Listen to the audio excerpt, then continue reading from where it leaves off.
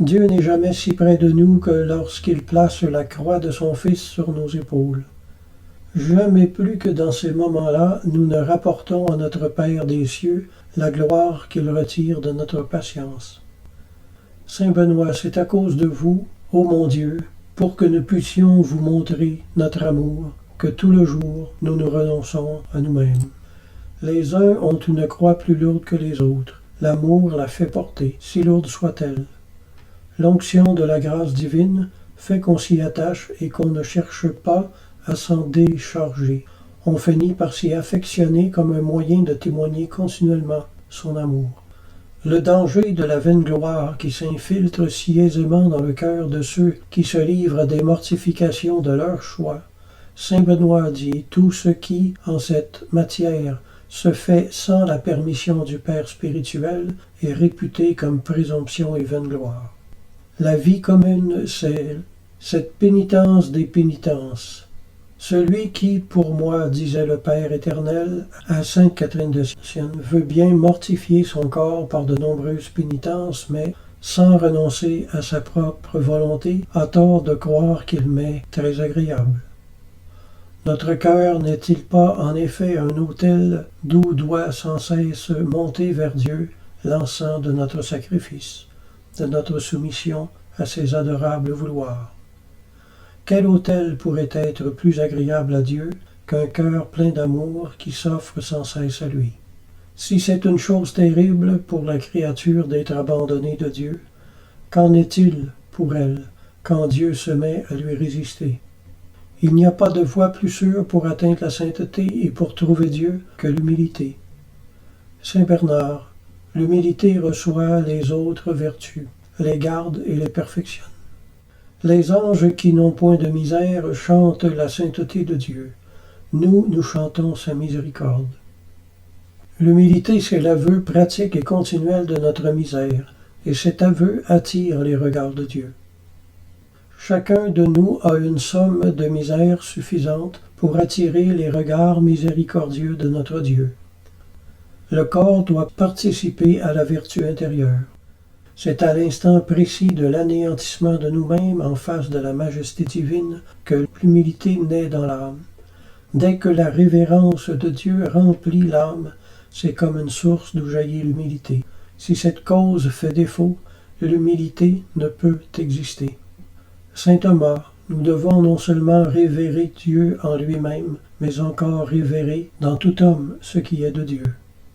Saint Benoît, le premier degré d'humilité consiste à avoir toujours devant les yeux, sans l'oublier jamais, la crainte de Dieu. Cette volonté propre qui, en beaucoup d'âmes, est une idole intérieure à laquelle elle offre sans cesse de l'encens.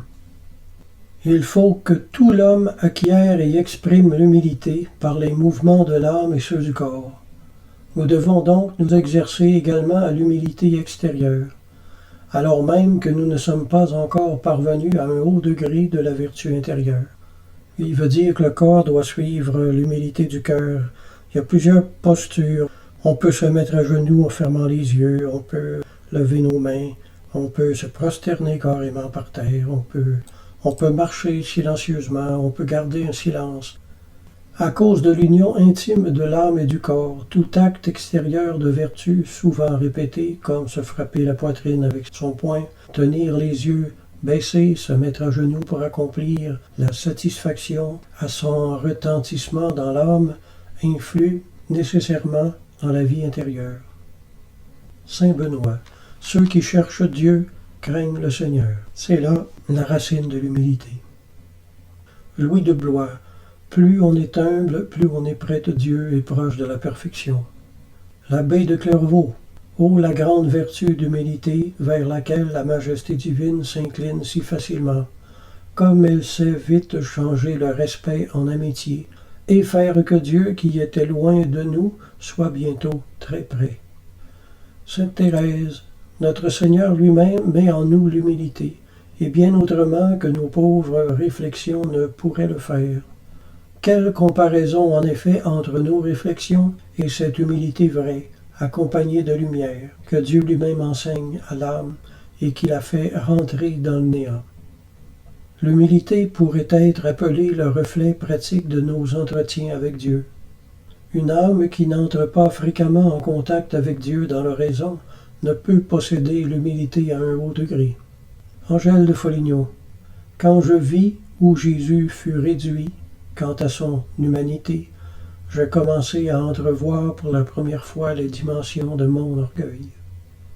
Sainte Thérèse, c'est en considérant son humilité que nous reconnaîtrons combien nous sommes éloignés d'être humbles. Il y a une référence ici, Isaïe 11, 2, 3. Désespoir, le désespoir est un fruit d'enfer. Cette grâce n'est jamais si puissante que lorsque l'homme reconnaît qu'il ne peut rien sans elle. Seuls les âmes humbles éprouvent le besoin des mérites du Christ et y ont foi. L'orgueil et la fausse humilité ne peuvent nourrir de pareils sentiments.